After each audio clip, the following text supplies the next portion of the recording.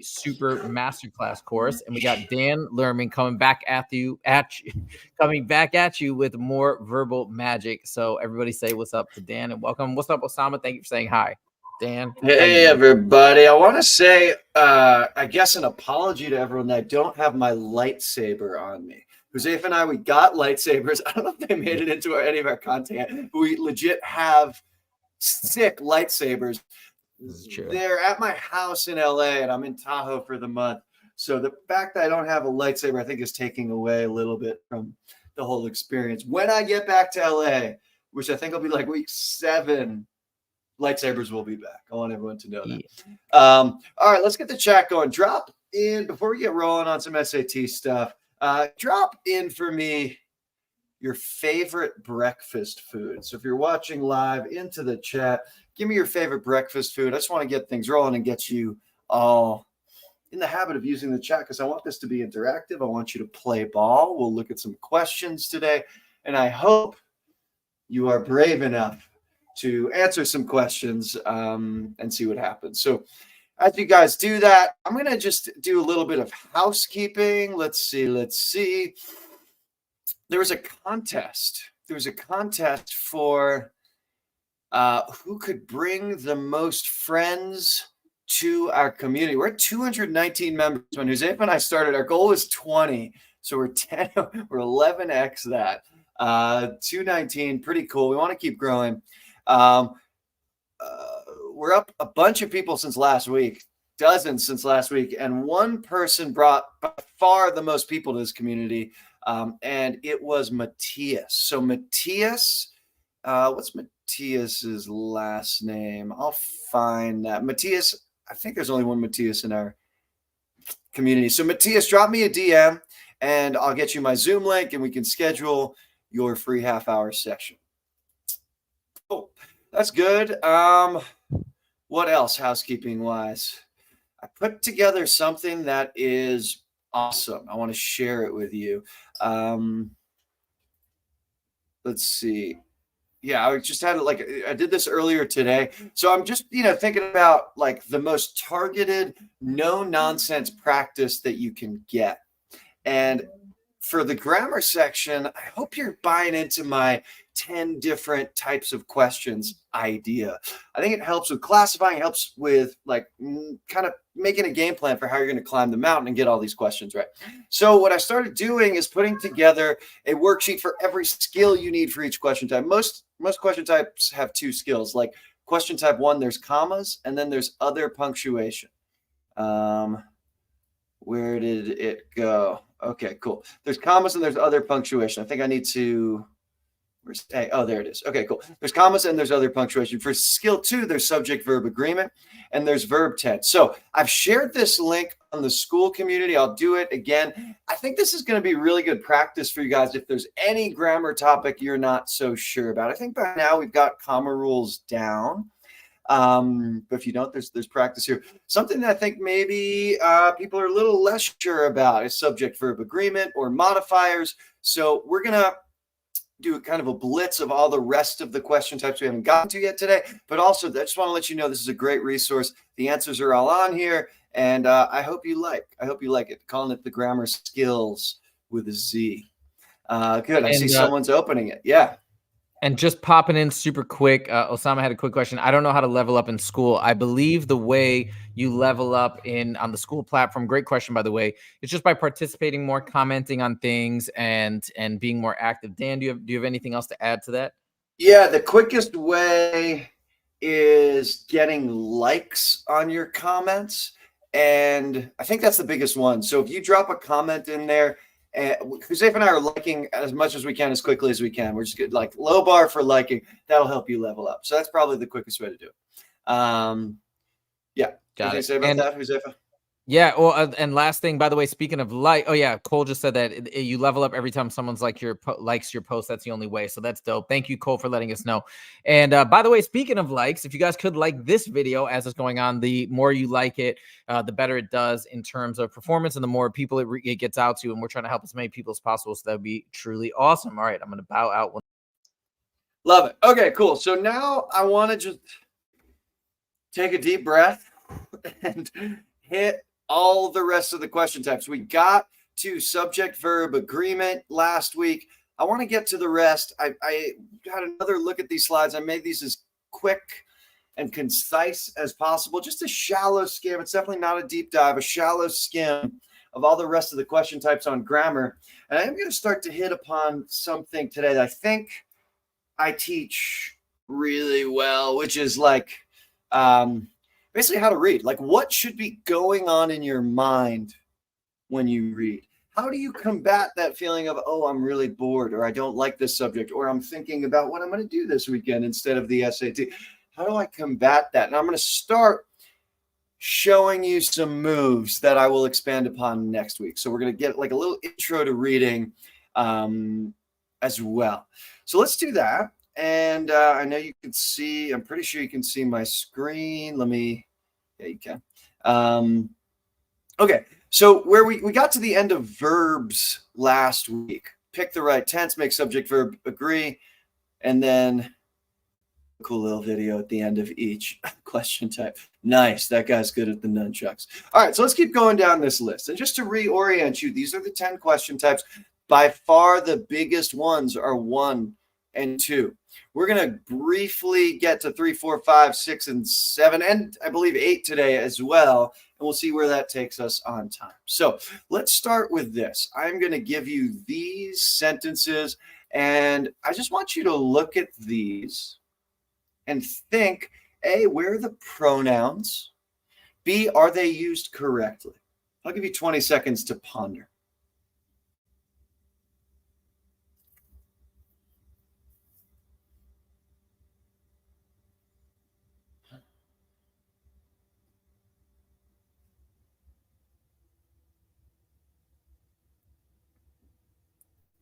Okay, and cat's out of the bag. These are all used incorrectly. It's 4 different types of pronoun errors. Let's take a look.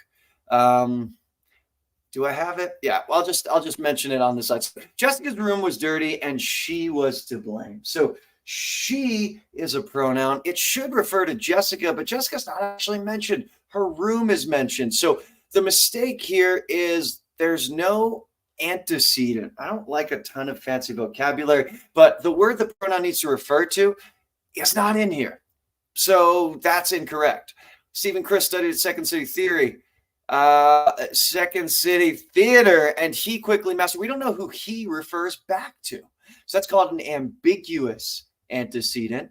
The army was approaching when they ran out of food. They is plural.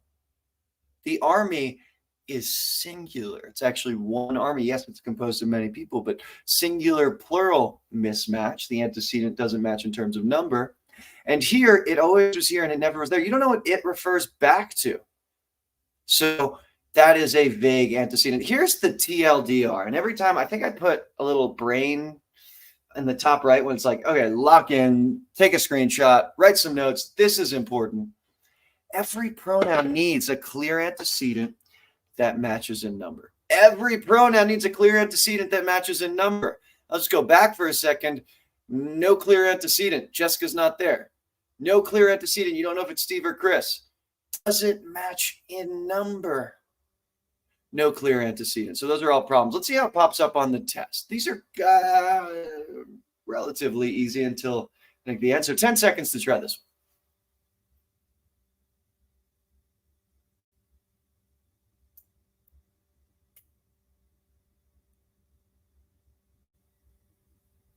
Okay, and you should be thinking about what is the antecedent, because today's students can expect to hold multiple jobs, some of which may not even exist yet. During what is our or one's or his or her? What does it refer back to? But yeah, and this one I think is pretty straightforward. Today's students is the antecedent. That is plural. So the only choice here that's plural is D there, which is the right answer. So a fairly straightforward example. I don't know. This is a pretty easy one of where pronouns pop up on these tests. So let's go forward a little bit. Again, this one's too easy. Okay, this one's hard. And I think people get stuck a lot on who versus whom. And, the way it's taught in school is, okay, Okay, the way it's taught in school is basically this top line. There is, who you use, when you use a subject, whom for an object. In my opinion, that's not really a good way to teach it.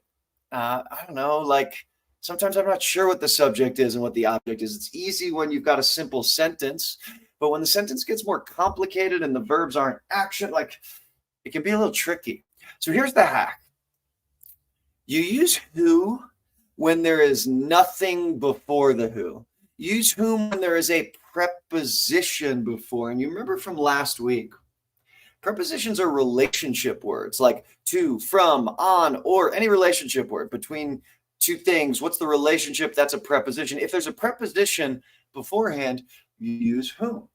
Back in the day, like in 5th grade, I remember them, my teacher, we practiced writing letters like by hand, and they would recommend starting these letters with to whom it may concern. Think about that for a second. To whom it may concern.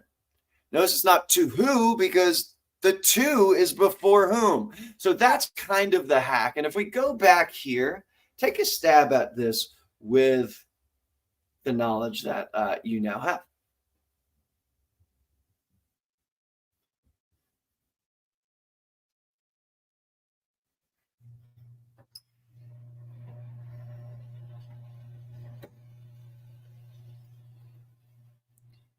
Yeah, and the first thing I would see here is first use the golden rule of commas. I've been preaching this every week. If you don't need a comma, if it's not one of those 8 rules, don't use one. So I would take B and D off for the golden rule of commas. And then just look at the word before. Is people a preposition?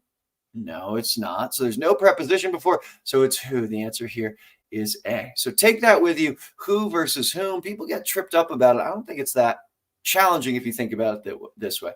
Another thing that people get tripped up on is IT apostrophe S versus IT. So what's going on here? Take 15 seconds to try this one.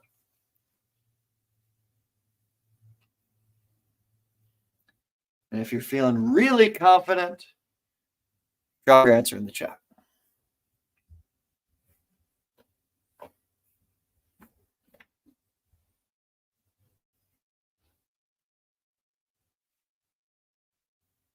Cool. And let's just talk about the difference. IT apostrophe S. I think we mentioned this 2 weeks ago. It is ITS apostrophe. That actually doesn't exist. That's not a real thing.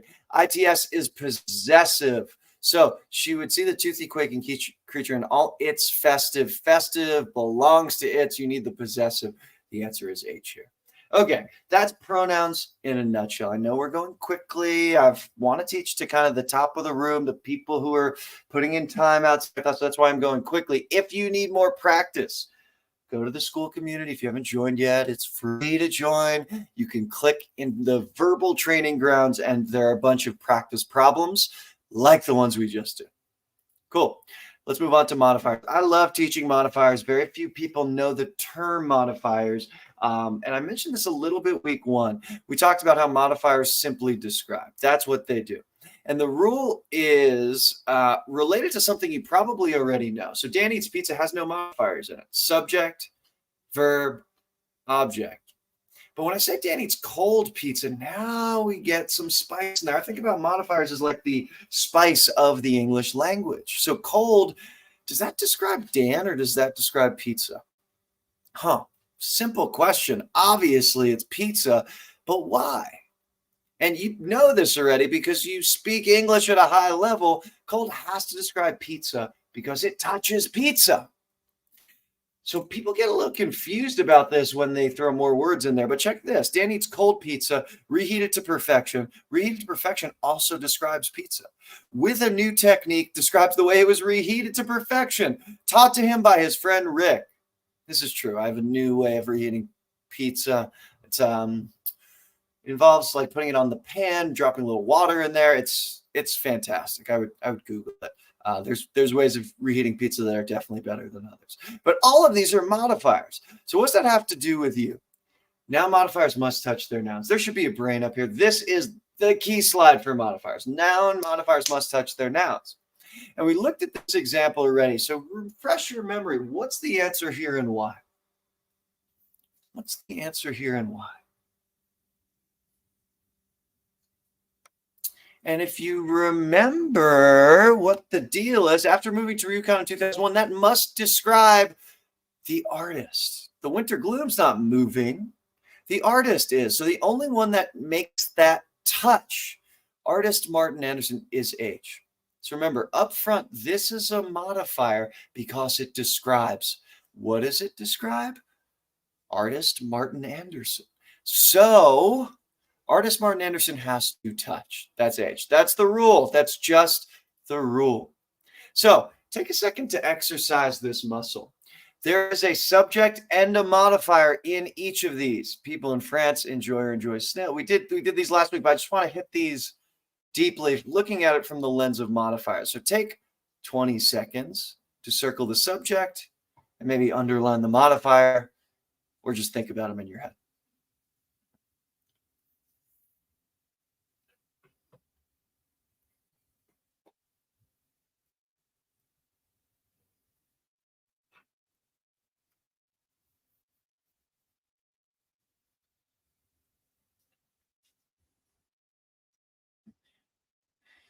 All right, let's take a look. People is the subject. In France is the modifier. Fragments is the subject. Of a primate jawbone is the modifier. It describes the fragments. One is the subject. Not is a modifier. And of my friends, also a modifier. If you are stuck and can't figure this out, look for the prepositions. They tell you a modifier is coming up. The cabin by the mountains, modifier. The path to Nirvana, modifier. On top of the dock, modifier. Cool. Okay, so all of that, let's see if you can handle this question. I'll give you 20 seconds to see if you can get the right answer.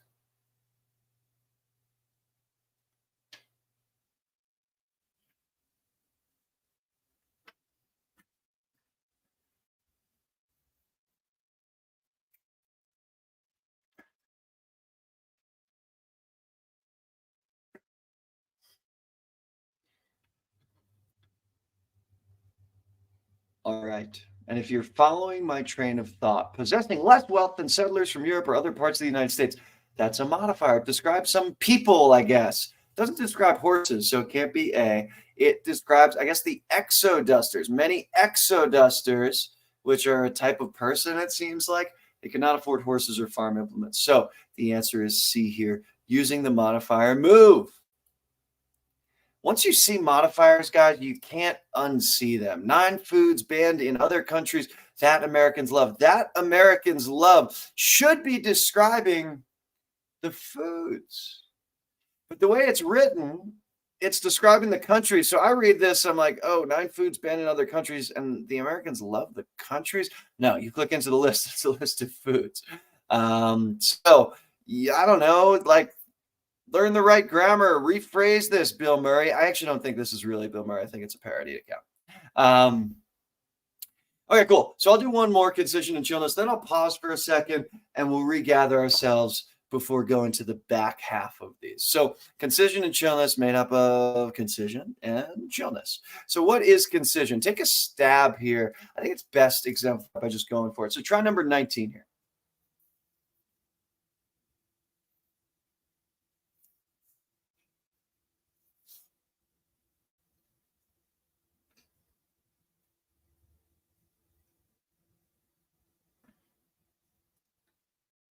And you'll notice a lot of this is repetitive. You don't have to say squid-like because they say squid here. You don't have to say ocean-dwelling creature because it says sea creature over here. Creature, creature. The only one that is not repetitive is D. And just beware, they could test for this. Actually, in my first 2, I'm doing run-throughs of the Bluebook tests again. I haven't seen this tested explicitly. I'm still looking. I think it's only a matter of time before they test it in some form. So I want to throw this topic out there, but I'm not going to spend too much time on it because it's not a big part of the Bluebook tests yet. For concision, if you're stuck on these, take out anything that's repetitive and random. So I'm going to fast forward through these. I think you guys get it. And then with chillness, you want to be business casual. You don't want anything that's too fancy. You don't want anything that's too casual. We mentioned that week 1. I think that point is well taken. Okay, so I did a little bit of research. I'll make this last point, and then I'll pause for any questions, comments, concerns. I went through Bluebook test 1, and I organized them all by type. And then I went through Bluebook Test 2 and organized them by type. So Bluebook Test 1, there were 9 type 1, 5 type 2, 3, 2, and 0. And I was proud of this because I made up the types for just based on a feel of like most common to least common. So I did it for Bluebook Test 2, and it was a little bit different, actually. I don't know what to make of this. 12 type 1 questions. So a huge chunk is sentence structure and punctuation. Verbs still a big deal. No pronoun questions on test 2. 1 type 4, 1 modifier question, still 0 type 5. So I will make this a running data set. You know, the Bluebook tests weren't real tests. They were just given as study materials. So as real tests start, are they going to become available? I think the SAT is being shady about whether we're going to get to see them or not. Josefa might know. But as more data becomes available, as they release more practice tests, I'll keep doing this, and we'll get like some really cool data about where are the points. It's very clear, and it's going to, I know this from feel and doing all the Bluebook tests. Type 1 is the big one. You have to know your sentence structure and punctuation. You got to know your comma rules in order to get an elite score. You also need to know your verbs. So, and yeah, I was just going to respond. I was going to respond to that question about when the new tests are going to be released. So supposedly, according to the College Board, new tests will be released before the end of the year. And that's what they said. I don't know even if that's true, but that's what they told us at the last meeting. And then people said, Ira, I think, posted in the comments, practice tests 5 and 6 are more accurate to the actual SAT. I don't think we know that for sure. I think that might be speculation, and maybe that could have proved true for June and the May test, but I think that might be a subjective speculation. The problem with us making that determination is we haven't even been able to see any of the actual SATs. They no longer have the QAS reports, so it's a lot of speculation. So I can't say that, but what I can say is that there seems to be some trends that, and I'm talking specifically on math, so this might be different with verbal, but I am seeing some trends that seem to be continuing with 5 and 6 that are a little bit different than 1 through 4. So that could be the case, but we don't know. That's all I want to say. Yeah, and Josefa and I went to the National Test Prep Association. You just throw me backstage, man. Yeah. So Josefa and I went to the National Test Prep Association conference in Philadelphia a couple of weeks ago. Biggest collection of nerds on the planet. But we had a blast, and there were maybe 180 people there, and they echoed what Josefa said, that the test is changing a little bit. The one thing I remember people saying from math is that it's getting away from Desmos a little bit, compared to those first 4 tests. So we're going to be on top of this. We're going to keep taking tests and talking about them, and we'll report back if we see anything interesting that's going to help you guys. But yeah, that's where we're at on the Bluebook test. I'm noticing I missed a lot of chat. The reason I wasn't checking the chat, there were very few people. There was just one person who participated in my breakfast icebreaker. Cole, thank you. Eggs and toast, good choice. And then I didn't think people were gonna participate. Osama, that's the answer of the day. Some SAT math questions for breakfast. I see Osama just like in a bowl of milk, scooping up math questions and devouring them. So let me respond. I'm seeing some letters. Excel sheet where each question is black. Oh, Cole, you're a beast. Thank you. Yeah, send that to me. Maybe I'll just post your. Oh, you posted it under my post. I love this community. Is so fun, Josefa. People are just taking it and running with it. I hope it's helpful, Cole. I really think I use ChatGPT to do some of them. I'm going to do them. I did as many as I could before class started today. I'm going to redo them and make sure that they're super helpful. But at least the classification and in your mind knowing, oh yeah, this is skill 3B. Like, I think that's going to help some people that have brains like mine, which are very organized. Like, I need a process, So thank you for chipping in there. That's so cool.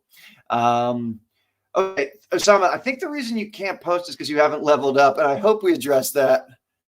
Maybe DM someone. If I will let you know, you should be able to post. I think if you get to level 2, which is like 1 like, I'll get back to you, Osama, if you're still stuck on that. I'm gonna jump on right now and start liking your posts, Osama. So wherever your posts are, you'll at least get some likes from me. I think it takes 1 like to be able to start to post. Okay, cool. So students there. Yeah. Good answers. What's happening here? Aman, what is happening here? I don't know. We are talking SAT verbal today. And then Cole, I took the screenshots just because it's a little bit easier. I took them from the downloadable test. The overlap, in my experience, between the downloadable and the Bluebook test is pretty high. It's a lot of the same questions. I tried to lean towards module 2. But yeah, like in terms of the little research I'm doing, Cole, so it's the downloadable test. Maybe I should go back and do the Bluebook tests also. I'll get to that someday. Cool. All right. Interesting serial. Excellent. So I'm caught up on the chat. I'm going to keep a better eye on the chat going forward now that it's popping.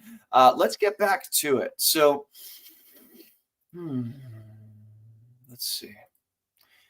What is next? This is good stuff. I'm so excited to chat about this. This is my serial. I am going to share type 6 through 10. All right, so here's the deal. The reason I split it up into 2 halves, the first 5 are all rules-based. They're just rules, right? If you're going to argue with me that the subject can be singular and the verb can be plural, you're just wrong. I'm sorry to say. They're like rules of the English language. And everything I've gotten across so far is rule-based. The second half, 6 through 10, is much more tool-based. So if you're looking to get a word choice question right, there's not a rule that's going to help you. It's not like, use the possessive apostrophe. So tools for the second half is kind of the point. So here are tools. And I just want to show you some tools that'll help you get all of these right too. I don't think these are harder. I just think there's a process you kind of need to follow to get all of them right. If you don't follow the process, maybe you'll get some of them right. Maybe you'll get most of them right. But if you want to get all of them right, I recommend doing this process. And the general idea is just predict. Before you even look at the choices, predict on type 6 through 10 questions. I had a private tutoring session with the winner of one of our other contests yesterday. His name's Mohit. He's been an awesome part of this community. And he watched there's on the Scalar Learning channel, there's me taking Bluebook test 6 verbal. And he watched it and did what I did. And his score, he started at a 550, and his score, just by watching the videos and basically predicting, he said score went up to over 700. So this stuff works. This stuff absolutely works. It is simple. It's not rocket science to do that, but it is different for me to tell you this is the move and for you to actually do it, because we want to look at the choices. Especially if we get stuck, we want to look at the choices for help. So I'm really going to hammer this idea, and you're going to watch me do some of the hardest questions on test 1 and 2. And you'll notice I won't even look at the choices. I will not look before I predict. So let's take a look. Let's go to word choice. What does word choice look like? In 1 second, ENIAC could discharge. Okay, so there are words, and I know I said I won't look at the choices, but I kind of just if I take a quick peek, I notice there are individual words, and I'm not really processing those words, but I see individual words that mean kind of slightly similar things. So what do I do? What's the move? If you want to get really specific, you make a prediction based on context clues. This is a skill. It can be taught. It can be practiced. I'll model it today, and then I'll probably post some stuff this week about how to get better at it if you're getting stuck. You must write the prediction down. You have to write it down, and then you want to match your prediction. So here, watch me do this. In 1 second, ENIAC could blank 5,000 additions, 357 multiplications, or 38 divisions. In 1 second, ENIAC could compute or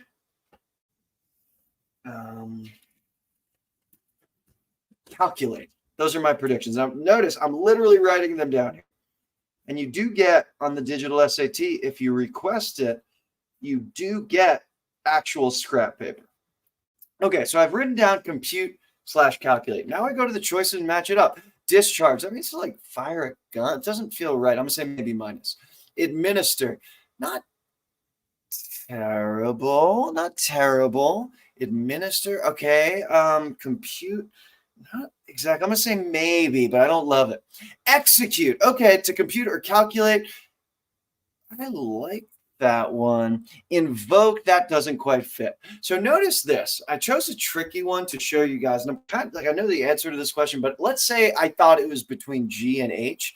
I'm going to skip this problem for a second, and I'm going to come back. Watch what happens when I do.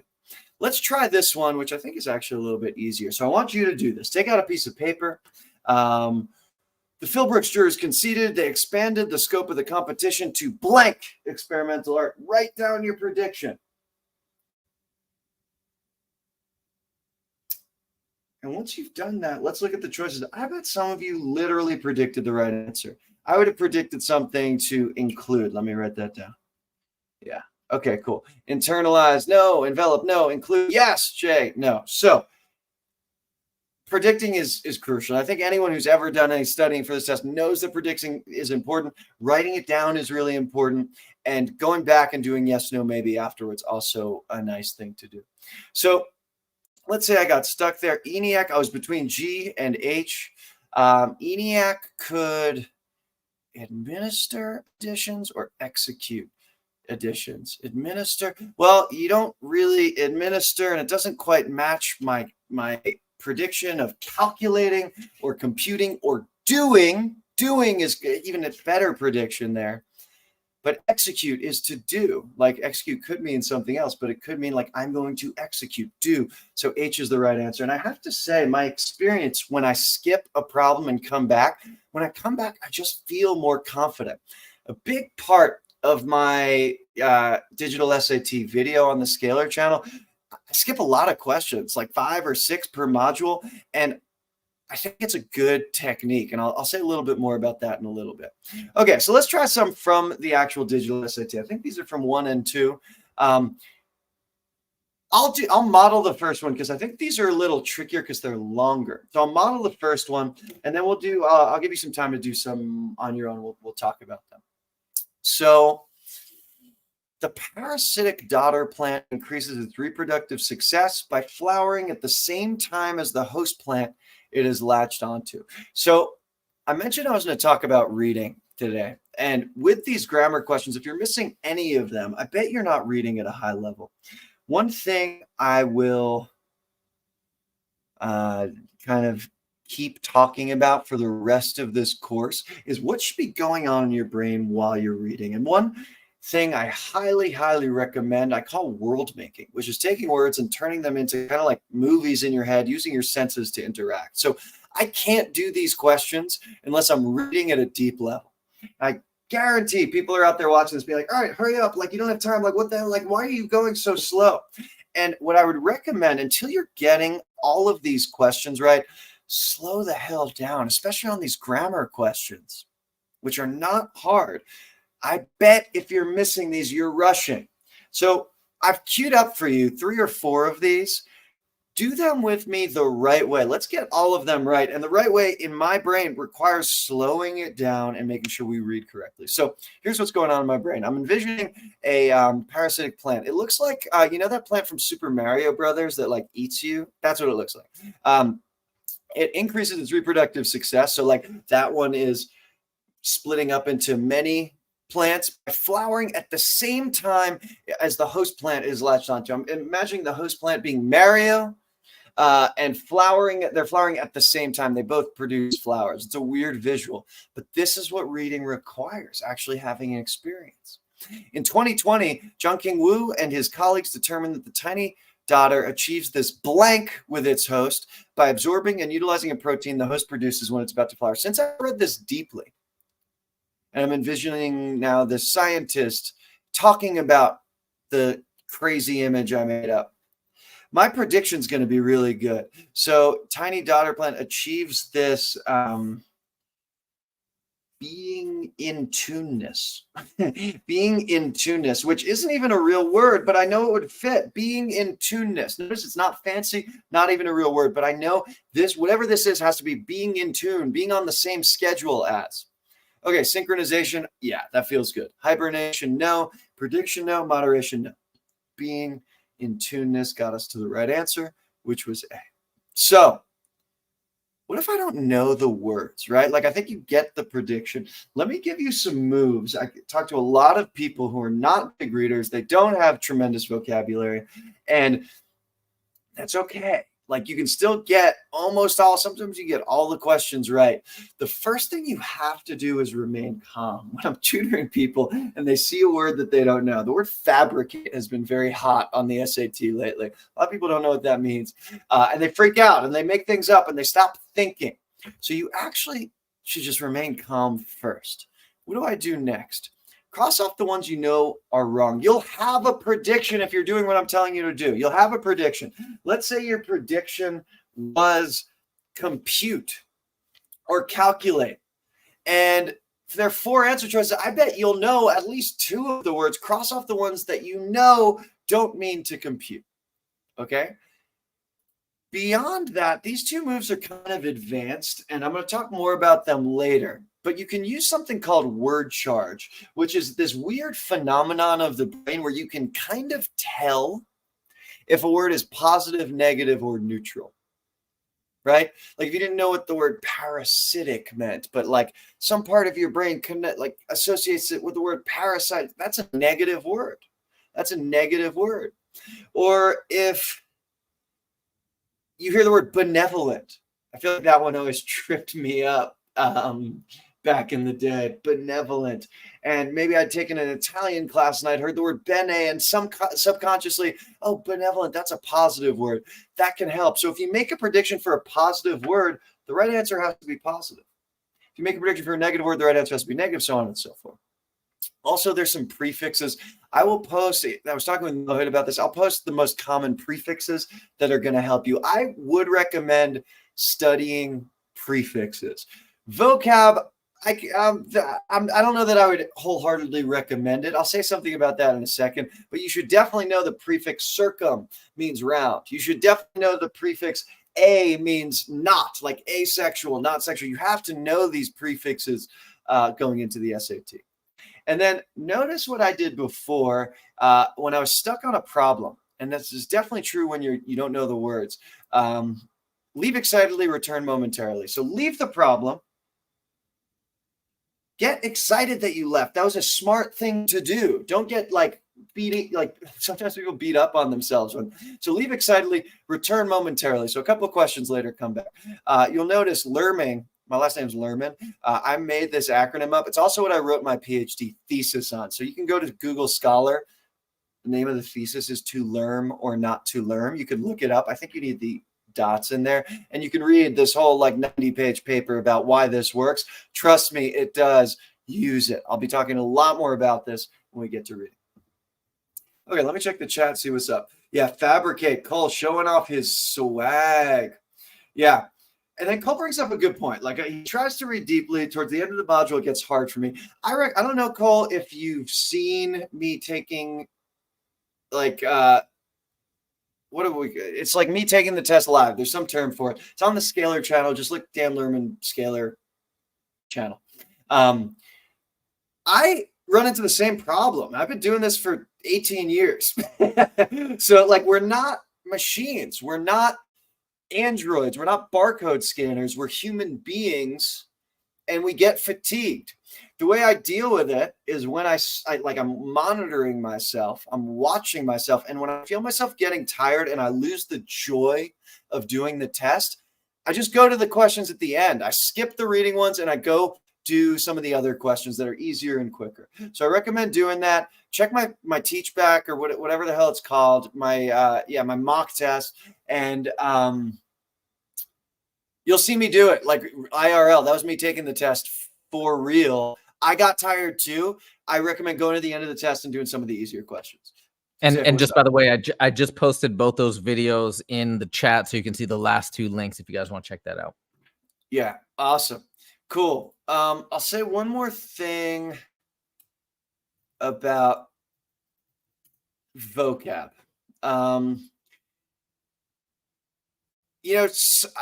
gotta say, truth be told, I don't think. It depends how much time you have. If you're going to be a junior and you've got some time and you're just like a type A personality and you're like, I want to drill vocab. I need to get better at vocab. I don't think it's a bad thing. I still remember vocab from when I studied it on my SAT, which was a different test. So for most of you, I don't know if this is the right move, but if you're feeling like you would like a resource for vocab. I like these index cards. We actually know the people at GrowthWise, Joseph and I. So they're these grammar flashcards. It's 300 cards that have like little sentences on them. They're pretty well done.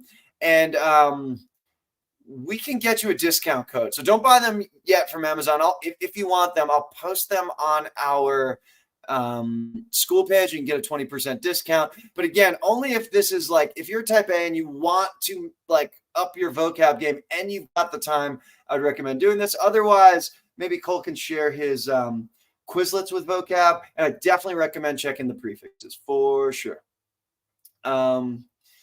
Good. Deep breaths. A 1v1 English and math. Osama, does that mean me versus Huzaifa in like a boxing ring where is that what that means? Let's go. If so, I'm in. Yeah. That sounds good. We're both very good at the other section, but like I'm very good at math and Huzaifa's very good at English. Like he's a lawyer. He's like great at this stuff. So I think it would be a fun, like maybe we could switch. I like this idea. Yeah, keep them coming. Okay, what else? Another 20 seconds if you have questions now. Otherwise, I'm going to get back into the types.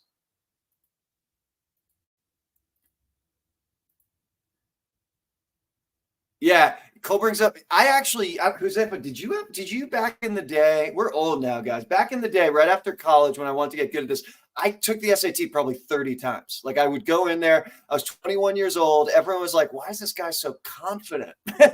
And then because you couldn't get the tests. They weren't on Reddit. I had to know what was on the tests. Did you ever do that? So when I started the business in, what was it, like since 2013, somewhere after that. No, I think since 2016, I've taken it like 6 or 7 times. My plan was to take it 10 times and to get like perfect maths on 10 of them. I thought that'd be a cool milestone. But then eventually, once they switched to digital, they stopped letting us do that. Because now if you register, they just cancel your registration. So they're not letting any tutors or people outside of high school do it. But I did it many times and I live streamed. I used to live stream me opening the results. And then one time I was getting all perfect 800s. And then one time I got one question wrong, was the dumbest mistake ever. And I got a 790, and that reaction's live still on my YouTube channel. It's pretty funny. I bet that video is more popular than the 800s. Right? Yeah. We miss questions sometimes, guys. It doesn't happen often, but for sure it does happen. I actually find that very interesting when that happens. What I was gonna say, so like back in the day you could check you were over 21 and they let you take it, but now I think we'd have to break the law to take it. I'm not willing to go there, man. I'm not there. All right, let's get back to this. So knowing this, like these are the moves, let's do a couple of the hardest ones you can see. Take 20 seconds. I'm going to give you a little longer to do this. Try and read this deeply. Visualize what's going on here. Make a prediction. Write it down and see if you can get there. Oh, and there's fabricates again. Yes, love it. All right, go for it. 30 seconds.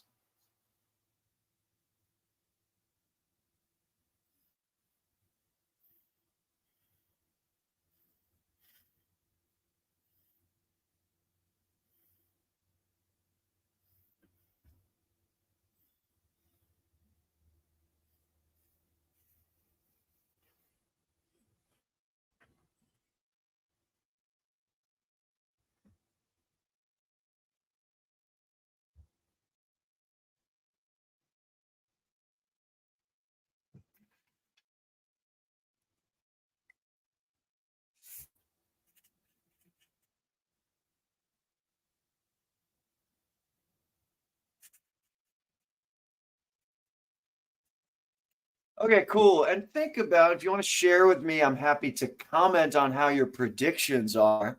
But this is a lot's going on here. I would recommend, visualizing the tribal nations, working with the research institutions, a collaboration between the Crow Tribe and Montana State University uses or puts into use this model. Like, it doesn't have to be a fancy prediction. I would say uses or puts into use was my prediction here. And let's take a look here. Circumvents. Oh, tough word. I'm playing here. I know what that is, but let's say you don't know what that word means. Eclipses. No, that doesn't mean to use. That means to like get in front of. Fabricates. Let's say I don't know what that means. Exemplifies. Uses, like puts into use. Yeah, that could be good. Like I'd keep that around. Okay, so I'll take one more look.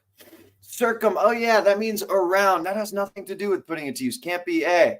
And then maybe you're stuck and have to take a 50-50 guess. Like, I'm not going to lie to you guys. If your vocab is like trash, I don't think you're going to get an 800 on this test. Maybe you don't need an 800 though, right? Like you can do well enough. I've worked with some people who are just not readers, and I really try and get them to be readers. And the rest of this course, I'll give you some tips about how to become a better reader. People who are not readers, don't have good vocabularies, who've gotten 750s on this test by using the right moves and staying calm and continuing to think. And if you know fabricates means to make up, like you fabricated your data, and exemplifies means to like put into use or like show, then the answer is D here. So that's what's going on here. Let's see. Let's do one more set of these, 2 at once. I'll give you a minute. Please write your predictions. Let's see what happens.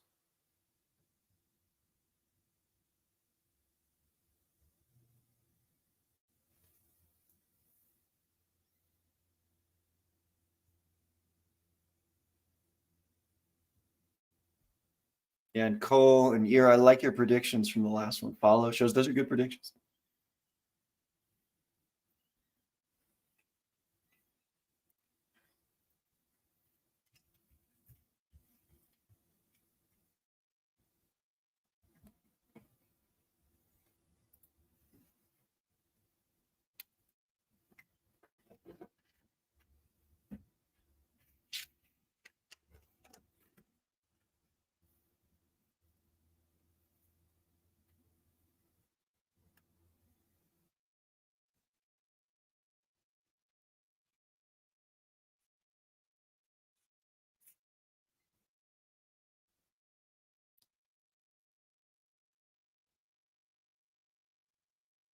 We could take another 10 seconds.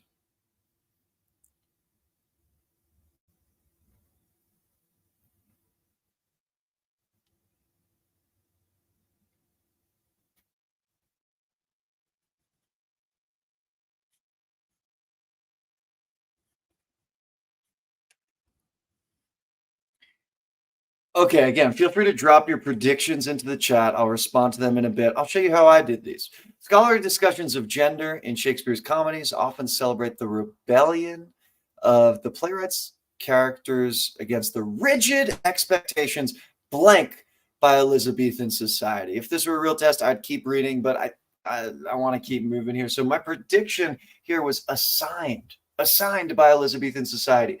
Interjected means to get in the way of. No. Committed, not assigned. Illustrated, not assigned. Prescribed. Oh yeah, to prescribe something like a medication, you assign it to someone. Yeah, it's D. And over here, this one's tricky, but there, if you read it closely, my prediction here, such blank stimuli actually offer less relief than a stimulus that seems less benign. My prediction was just benign. Such benign stimuli actually offer less relief than a stimulus that seems less benign. Just use again, you're not trying to get the answer necessarily. You're just trying to get something that's accurate. So I like the prediction benign here. What does benign actually mean? Well, it's associated with cancer, but it's actually the less harmful type of cancer. Oh yeah, harmless, benign. So benign or harmless is my prediction. Okay, deceptive, no. Harmless, if we think about word charge, we need something that's kind of neutral, trending positive, kind of like a positive word. Deceptive's negative. Innocuous, let's pretend like I don't know what that means. Novel, new. Novel means new. No, not the same as harmless. Impractical, no. Innocuous is the right answer here, folks. And if you look it up, innocuous is harmless. And for the next, I don't know, however long you're studying for, I recommend getting in the habit of just when there's a word you don't know, open up Google tab and just write define innocuous. It's never been easier to look up words. Take 2 seconds to do that, and you start to get a feel for what these words might mean.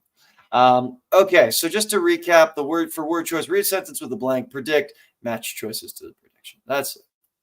Cool.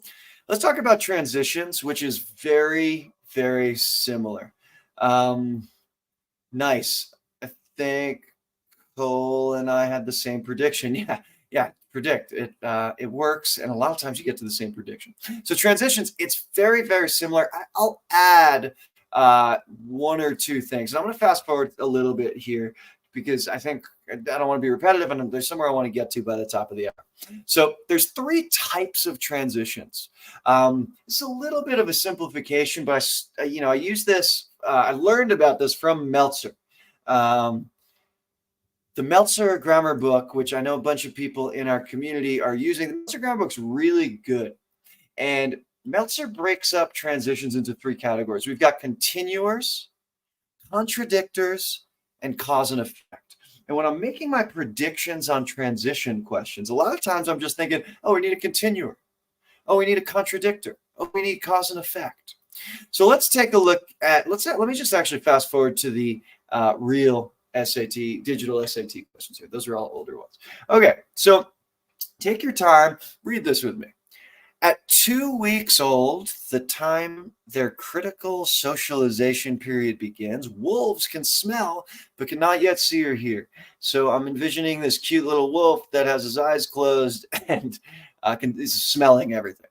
Domesticated dogs blank can see, hear, and smell by the end of 2 weeks. And again, I would read the end of this, but just to do this and keep things moving, I can make a prediction here. It's got to be a contradictor. If you can't see that, you haven't read it well, right? Wolves can smell but not see or hear. Domesticated dogs, on the other hand, can see, hear, or smell. So my prediction is on the other hand. On the other hand. And I'm writing it down. On the other hand. Okay.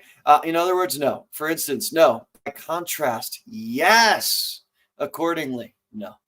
So that three-pronged approach to these transition questions, I think, can help. So your turn. You go for this. See if you can predict either a word or even kind of better, continuer, contradictor, or cause and effect. Go for it.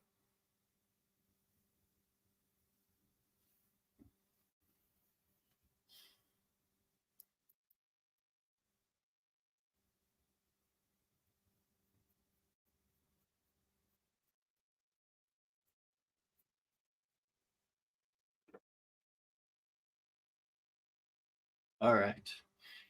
So, small flat structures called spatulae are found at the tips of the hairs of the spider's legs. These spatulae temporarily bond with atoms, whatever they can touch. Blank, the spiders are able to cling to and climb almost every surface. Yeah, I'm seeing some of you can tell. This is cause and effect. As a result of these spatulae, I don't know what spatulae are, but they tell you. As a result of these things, they can climb and cling. So, I think you could just predict cause and effect, or as a result might be my prediction. For instance, no. However, no. Similarly, no. Oh, D, look at that. As a result is there. Cool. So same thing for transitions. If you're missing these questions, I bet you're going too fast. I bet part of you is getting bored and not reading from the beginning or to the end. Read with a blank, predict, think about the three categories, match the choices to the prediction. Okay. Last question type. These last two haven't actually popped up on the digital SAT yet, so I'm not going to talk any more than I already have about them. But accomplish a goal, that does happen. And if you remember a couple of weeks ago, we looked at these and we started to highlight what I was calling the nugget, right? Like, what's the thing they want you to do? This question, if you look at it, they want you to pick something positive and friendly. Okay, so then you pick the positive and friendly one. This one, they want the most specific description of plant life. That's called the nugget. It tells you what to do. So, what's going on here? What do these accomplish a goal questions look like? They're at the end of the modules. There's some notes, and they want you to do something with the notes. And honestly, they can ask you to do a whole bunch of different things. But you start these questions by finding the nugget. What's the nugget here? The student wants to compare the lengths of two rail tunnels. Okay, now I'm going to send you off to do the easy part. Which choice, there's only one of them, compares the lengths of the two rail tunnels. Go.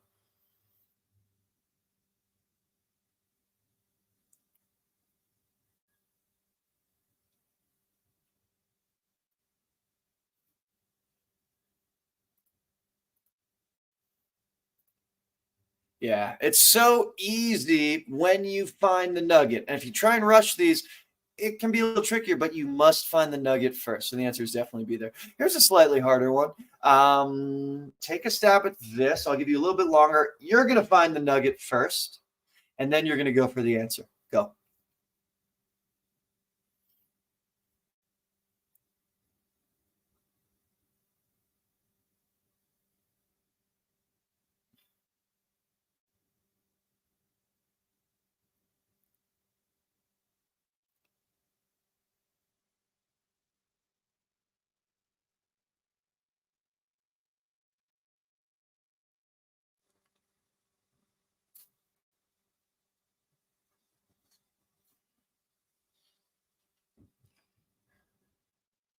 Okay. And the nugget here is the uniqueness, emphasize the uniqueness of Taylor's accomplishment. I'm not going to officially recommend this, but it does feel to me like you can do these without even looking up here. I got to think deeper about whether like I'm actually going to officially recommend this, but I just did this. But there's only one of them that emphasized the uniqueness of her accomplishment. What is it? Let's see in the chat. Yeah. Nice, folks. Y'all are crushing. Only Black woman to publish a Civil War memoir. That's it. So that's how type 8 questions go. Find the nugget first. Okay, find the nugget and predict. That's how you do these questions. Okay, so we're near the top of the hour here. I want to share with you where we're going and kind of get you hyped for the next couple of weeks. Because I think we're just I hopefully have delivered some value to you. I think the real juicy value that comes from many years of thinking about this, I think it's still ahead.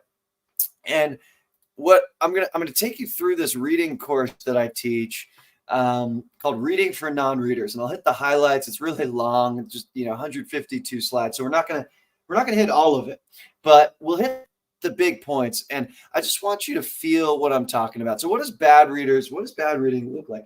I'm going to give you 30 seconds to get as much as you can from this pretty challenging passage. 30 seconds. Start now. Get as much as you can into your brain.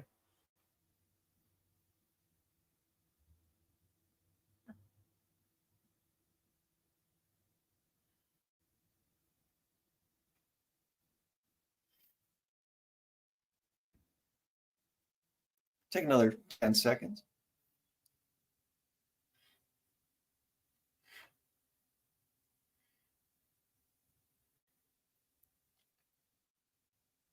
Okay, and let's talk about what happened in your brain for the last couple seconds. And maybe you are a phenomenal reader and you got something from this and you really like it.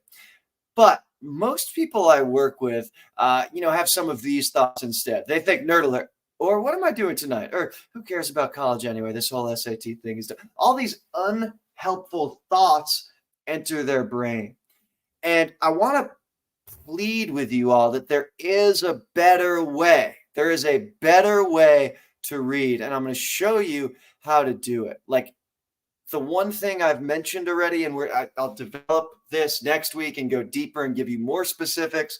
Instead of thinking these thoughts that are not helpful, good readers, one of the things they do is they create images in their head. Even when the text is boring, even when it's about science, I always get the pushback, well, I can't visualize science. That could not be farther from the truth. So tune in next week for me showing you how to handle texts like that, how to handle that like old school poetry when you're not sure what's happening and there's all these words that no one uses anymore. I'll show you exactly how to do that. I'm going to give you what's called the reading toolkit, which is kind of my life's work on how to read. And I hope it leads to some massive score jumps quickly. I think it will. So I want to respect people's time. I'm going to end it there. If there are any questions, comments, concerns, I'm going to hang out for a little bit longer. But I hope today was valuable. It was super fun on my end. I always love this. I'm loving this community. I'm loving the fact that y'all are showing up every week and that you're giving it a solid effort. So Thank you all for being here. Questions time.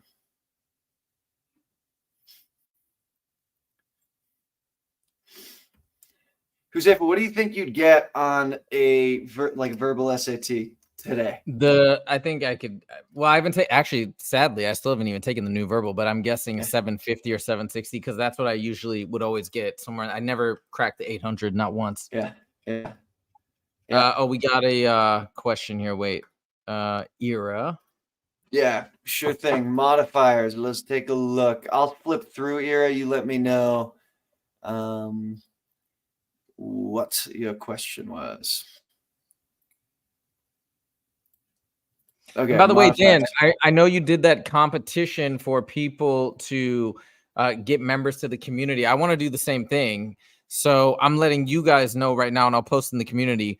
Whoever gets the most people to join our community by next Tuesday, I'll do the same thing. I'll give you guys whoever does that a free half-hour session as well. So I'll talk to Dan offline about how to set that up and let people know. But yeah, sick. Yeah, let's post it in the community and keep spreading the word, folks. All right, so modifiers. Tell me which. I imagine it was like one of these. Maybe this one. Let's see. Here, what do you got? The one that says, oops, sorry.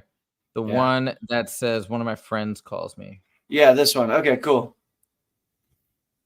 Yeah, someone actually just sent me a DM and tried to tell me I was wrong because ChatGPT disagreed with me. And we're actually both right. The person had put it, they wrote not any of my friends.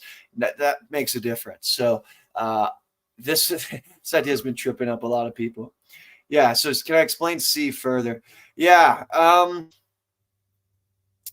don't know. I don't know what further, let me try again because see if this is different. So, cores of sentence has a subject, a verb, and modifiers that add spice to the sentence. So people enjoy snails is like the core of this sentence. Oh yeah, by the way, the people are in France. That's how I view this sentence. The subject is people. People enjoy snails, since people is plural, enjoy plural. Fragments, logically speaking, fragments can be discovered, primates can be discovered, jawbones can be discovered. So logic actually doesn't work here. It works in A because France can't enjoy snails, but B, you can't use logic. You have to use structure. So since fragments comes first and of a primate, jawbone comes after a preposition, this part is a modifier. So similar thing going on in C. Let's say I just said one of my friends. I think you would see here that one of my friends, one is the subject for the same reason. Of my friends is a modifier.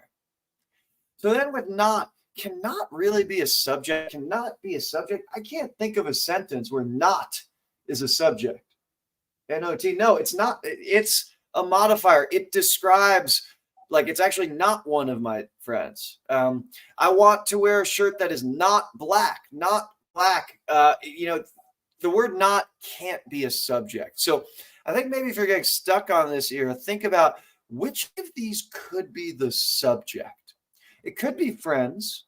And it could be one. There's no way it's not or my or of. Those are all different words. So how do I determine between one and friends? The structure. Of my friends is a modifier. One is singular. So you have to use the singular verb. He calls. Not one of my friends calls me anymore. Tricky. I would be up to speed on this type of question. My gut is saying this is going to pop up on future SATs. It already has in slightly different forms, but this type of tricky, determine the subject, do subject-verb agreement. I would bet on this popping up more frequently going forward. Let's see. Yeah, my friends call. Yeah, that would be true, but you're ignoring the word of. You're ignoring the word of. My friends call me. That would be a different sentence. You can't ignore individual words. Of is a preposition that tells you a modifier is coming up. So I see your point. I just don't think you're reading closely enough if you miss the word of. Yeah. Yeah, Josefa's solving quadratic equations in his head right now. That's what he does. It's his default. If there's nothing else going on, it's quadratic equations. So good. That's Right. All right. Right. I love the question here. Really good question. You know, we're dealing with, it's probably a 730, 750 level concept. So it's a tricky one. I love those questions. I know, you know, I like that you're thinking about tackling them. Yeah, one of my friends call. Yeah, one of my friends. And then you got to think about call versus calls. Is that singular or plural? He call, they call. Oh, it's one of my friends calls me every day. One of my friends calls me every day. Not one of my friends calls me every day. Not just a modifier. It's adding. It's describing the one.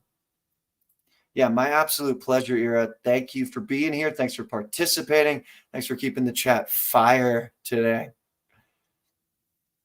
I gotta say, like, when you go into detail on these grammar rules, like, it just, dude, my head starts spinning. It's so, it's like, it's just different, you know, than the math side, which is what I love. But yeah, but it's dope. It's dope. I'm learning along with you guys. I love it, Jose. I think this part is actually closer to math than the reading's totally different. Like the reading is very much Zen and like meditative, which I think you'll dig the way I'm going to teach reading. This, there are like, you know, the quadratic formula. I'm sure you teach that, Jose, right? Like you see this, Oh yeah, you know, negative b plus or minus square. So I think that most of the rules we're talking about, you know, there are rules, but yeah, it's about to get real weird and totally different. And a lot about like mindset is super important when you're reading potentially boring stuff. So I'm going to talk a lot next week about like how to not get bored, how to stay focused, how to handle words that are tricky. I'm pumped. I'm pumped. And I think this is Matthias who won the competition, right? Yeah. Yeah. Yeah, Matthias. I don't know if you're here at the beginning, but drop me a DM. You won a free half-hour of tutoring. And then I'm seeing your request here. Send the vocab guide on the school program. Yeah. What's the vocab guide? Are you talking about the grammar skills? I don't think I made a vocab guide, right?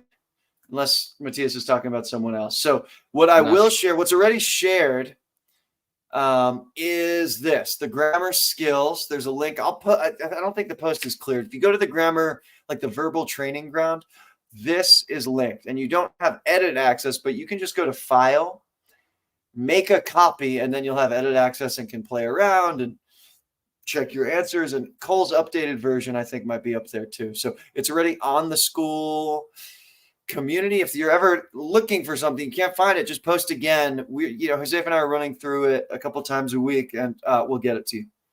I think they mean those flashcards. Oh yeah. Cool. I'll do that. I want to wait to get that discount code. So give me like 24 hours. We can get you 20% off. So I'll post that discount code in the school community tomorrow. Sweet. Yeah, we got to there's like a goodies section, and our plan, people have heard that we're doing this in Jose and I's world, and they want to like help people out. They want to give discount codes and free resources. So we're going to start getting a lot of goodies for you guys in the next couple of weeks. Yes, I'm pumped. Cool. Should we leave it there? I think so. I think the questions are kind of coming to a close. By the way, if you guys have additional questions and you're on our Digital Jedi SAT training course, you can post questions there. You can DM us. You can post comments, and we'll get back to you. Who's older? I'm older. I'm the old man, 44. What's up? Oh, damn. Yeah, that's a deep cut. I'm 37, going to be 38 soon. 38 this year.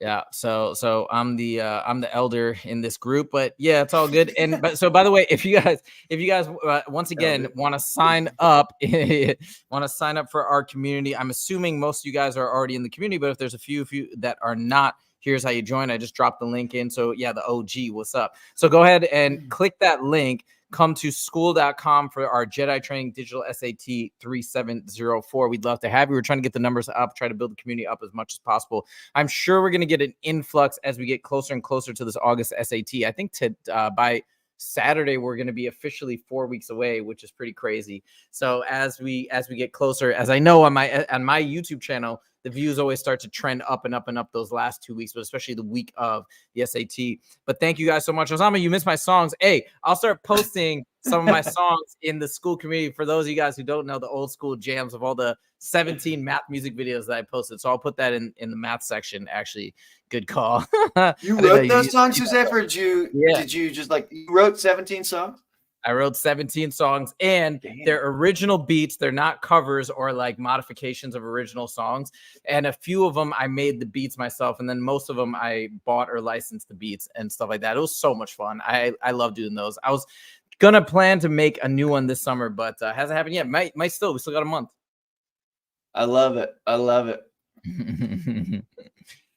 All right, cool. Well, thank you, Dan. Thank you for doing this. This was amazing. And thank you guys for joining. And thank you guys for all of the participation, the comments. Like I said, that helps tremendously. What also helps tremendously is when you guys do give this video a like. I know a lot of you guys have already given it likes. If any of you who are on have not yet liked the video and did like what you see and did appreciate what Dan just did for you guys, please click that like button. It's super, super helpful. And obviously, last but not least, if you haven't subscribed yet, make sure to click the subscribe button. All right, guys. And last but not least, if you haven't joined the school community, I know I put it in the chat, but it's also in the description below. You can just click that link and you are a member. It's all free for everybody. Okay.